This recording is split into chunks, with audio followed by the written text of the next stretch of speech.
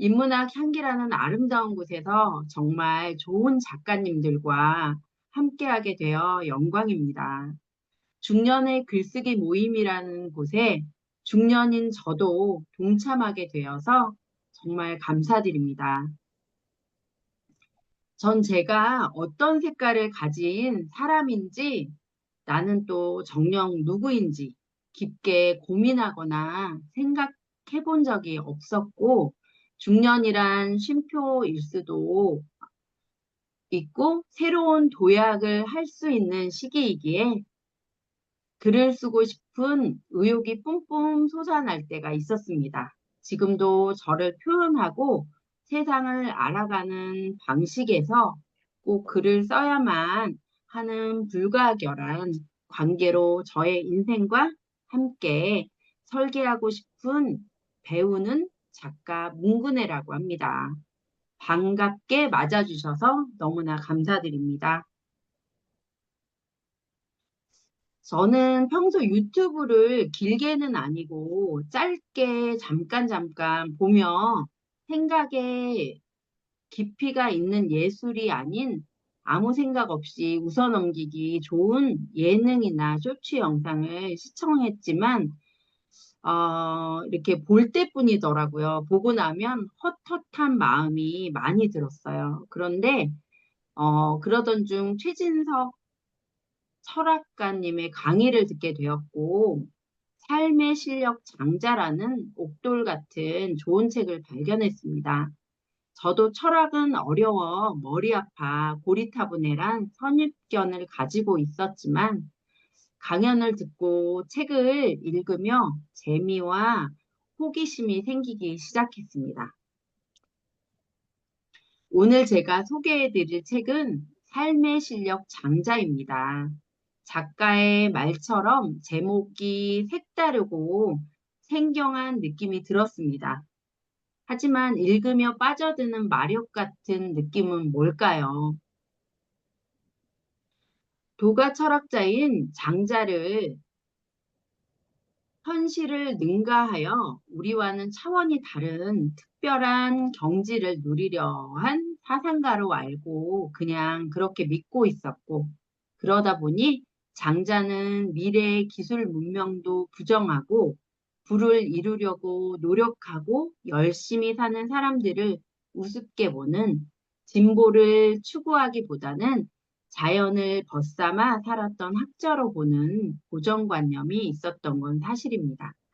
이런 잘못된 이해는 세계와 삶에 대한 인식의 넓이가, 넓이나 깊이가 충분하지 않고 지적으로 게으른 데다가 삶의 투지까지 약해져서 어쩔 수 없이 삐딱해진 사람들이 갖게 되는 소극적이고 부정적인 이해다라고 작가는 말하며, 장자는 실력 없는 삶을 정당화하는 사상가가 아니라 내내 실력 있는 삶을 살다 가라고 독려한다 하고 말했습니다. 제가 이제 책을 읽다 보니까 관념에 갇히지 않은 사고, 우원편도 너무 유익하고 재미있게 읽었습니다.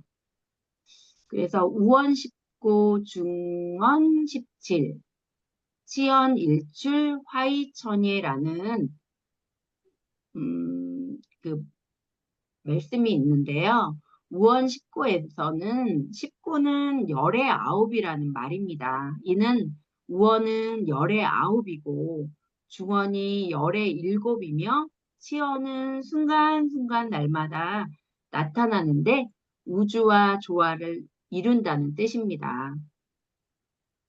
장자 전체가 우원으로 되어 있는데 우원이 90%이고 중원이 70이라니 계산이 잘 맞아 떨어지지가 않습니다. 두 개만으로도 160%가 넘으니 말이죠. 장자가, 자, 장자가 자세히 설명하지는 않았지만 아마 이런 뜻일 것입니다. 장자는 전체가 우원으로 되어 있는데 우원이 90%이고 우원 가운데 중원이 70%를 차지하며 나머지는 순간순간 나타내는 치언으로 되어 있다. 우어는 이야기입니다. 중언의 중에는 두 가지의 의미가 있습니다. 하나는 무겁다이고 다른 하나는 중복하다, 거듭하다라는 뜻입니다.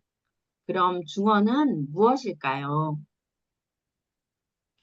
청중인 여러분이 강연자인 제 이야기를 주의 깊게 듣지 않았을 때도 있습니다.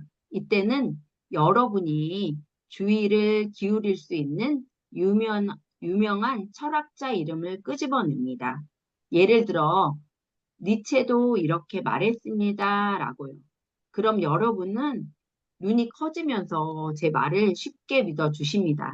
그리고 아이들이 부모가 교훈적인 이야기를 할 때는 들은 척도 안 하다가, 음, 어, 할 때는 들은 척은 해도 내심 듣기 싫어하지요. 부모가 교훈적인 이야기를 할 때는. 그러면 제가 옛날에 공자라는 현인이 살았는데 라고 말하면 조금이나마 주의를 기울입니다. 이건 무슨 의미일까요? 제 말은 안 믿어도 공자의 말은 믿는다는 말입니다. 그러면 제가 공자가 한 말을 다시 사용하는 것입니다. 중어는 무게감 있는 권위에 기댄다는 의미도 되고 그 권위에 기대어 그 사람이 한 말을 중복해서 다시 사용한다는 말도 됩니다.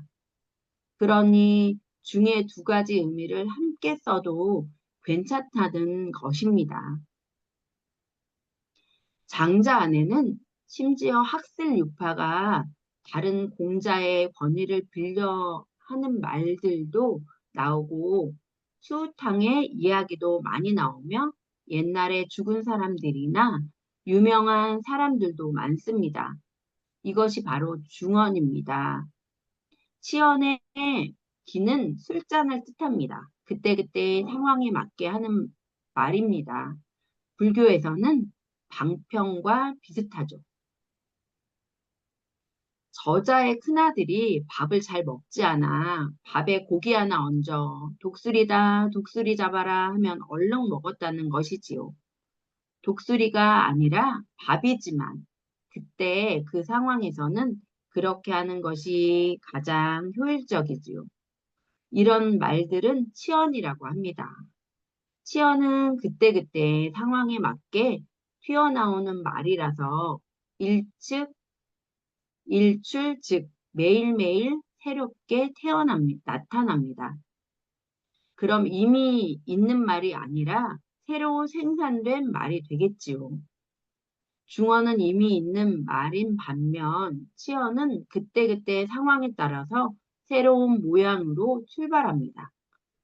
화이천예에서 천은 하늘 혹은 우주의 본래 모습, 우주의 운행 모습입니다. 즉, 치어는 날마다 새롭게 나타나는데 그렇게 등장한 치어니 우주의 진실에 가깝다, 우주의 진실과 조화를 이룬다는 말입니다. 치언의 형식이 세계의 진실에 가깝다는 말이지요. 오늘은 여기까지 이야기해 보겠습니다. 심쿵할 수밖에 없는 만남이 오늘이라니요. 떨리기도 하고 강연을 잘할 수 있을까 내심 걱정도 되었지만 저를 돌아보게 되는 시간이었습니다. 네, 감사합니다.